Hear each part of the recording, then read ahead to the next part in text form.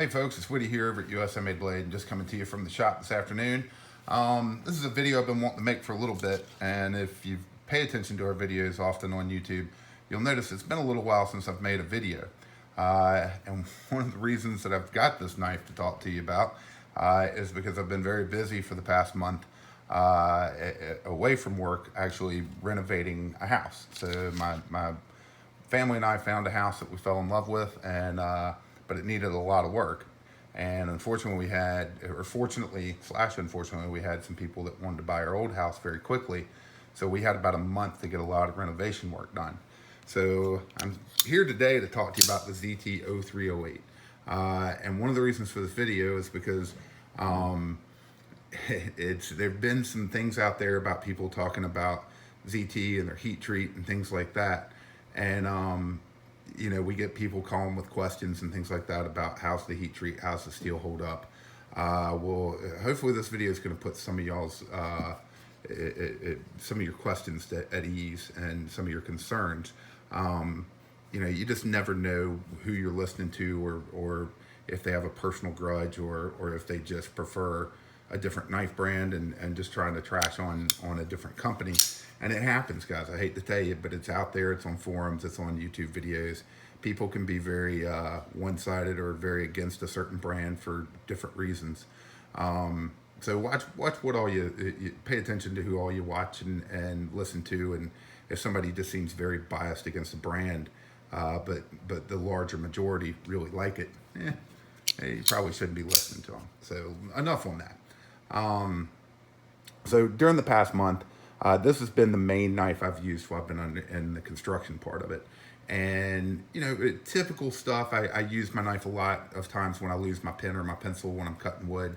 I'll use it to score the piece of wood so I know where to cut. You know, I used it for drywall. I used it to open containers and things like that. Typical knife stuff. But every once in a while, especially when you're under the gun on a project like this, certain things come up that they're kind of knife abuse. You know, cutting drywall is not what a knife is intended for, but it certainly can do the trick. I don't think that's really abuse, but you're gonna dull your tip out pretty good, which I did on this knife. And I didn't use it to cut drywall all the time, but you know, I'd go back and need to cut one more piece and couldn't find my drywall knife for whatever reason. It was kind of chaos, and would use my knife. But the one thing that I gotta say really stood out about this ZT is that I did end up abusing it pretty bad. And I'm not one to typically abuse a knife, but this kind of came down to, do I shred my knife and possibly ruin it, where I know I can always resharpen it and get something back out of it, a usable working blade, or do I, you know, not get this done tonight and possibly ruin a bunch of floors? So to tell you the story, I got a big old bucket of what I'm explaining here. I'm not gonna keep the camera in front of this very long, but the house that we bought, they loved mirrors. And they had mirrors just all over the house. And they had trim with these pieces of mirror all over it.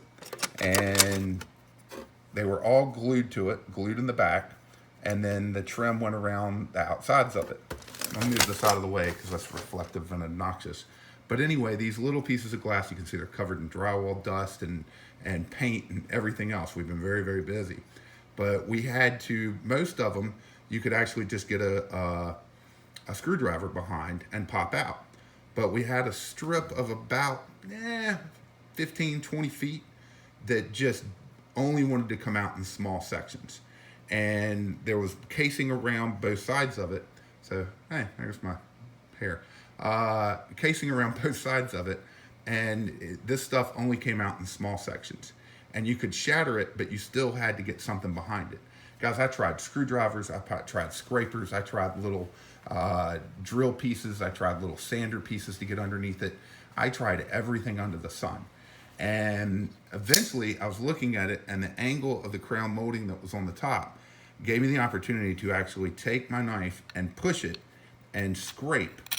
You can hear that, scrape into the backing behind this mirror, and then slowly and surely pop. And it would pop off in sections about this long. And there's a long story as to why I had to do this, but it had to be, I'd forgotten about the last 15 or 20 feet that were giving me a problem. and this stuff had to come off because my flooring guy was going to put floors in the next day. I didn't want to break glass over the new floor.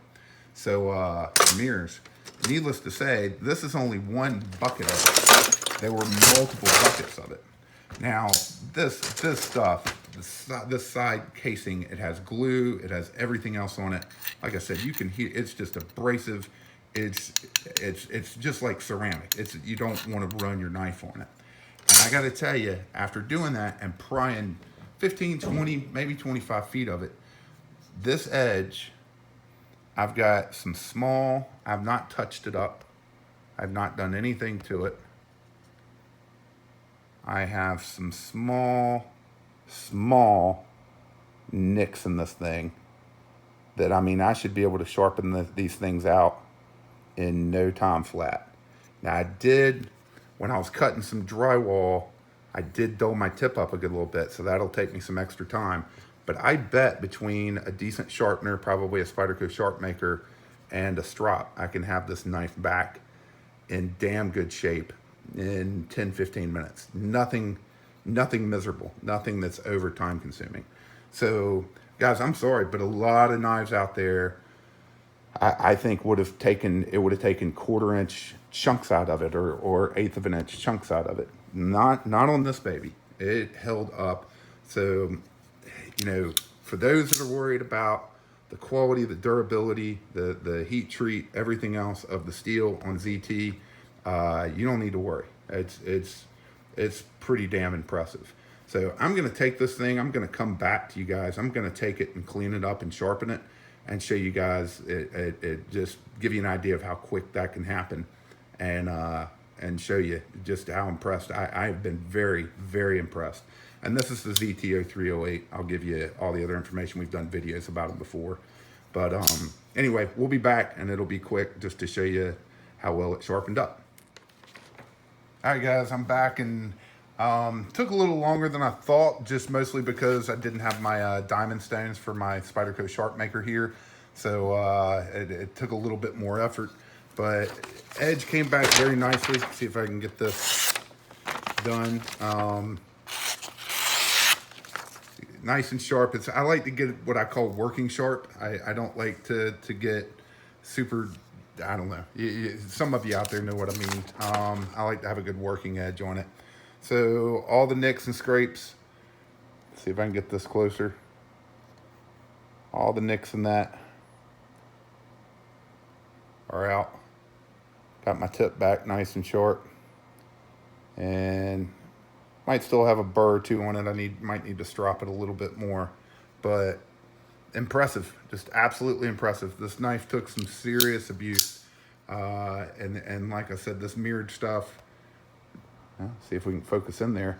These pieces of mirror versus the ZT, and I watched the video that I did while I was messing around with this stuff, and to explain this to you guys, because I didn't do a good job of it in the other video, I would have to wedge the belly here of the knife, and get it behind this glass, and then you would hear it just creaking and cracking and popping the glass off. So really impressive how well this knife held up. It is truly a workhorse of a knife, but you know, it's 20 CV, so are most of the other ZT knives. I think all the other ZT knives are 20 CV now. ZT does a great job with their heat treat and with their steel. They know what they're doing, so buy with confidence. Don't be afraid to put it to hard work. You know, don't abuse it unless you have to, but I think you'll be very impressed. And before I let you go, so you'll notice that this is not the typical ZT0308 scale. I'll do another video about it, but we've got some cool scale options here. You can buy the scale separately or with the knife. Some really cool OD micarta, some with black micarta, the natural micarta. And then we've got some other colors. You've seen the orange and black. We've got blue and black, and we got green and black. So I hope you'll check them all out. They're all available at usamadeblade.com. And as always, folks, we appreciate you watching.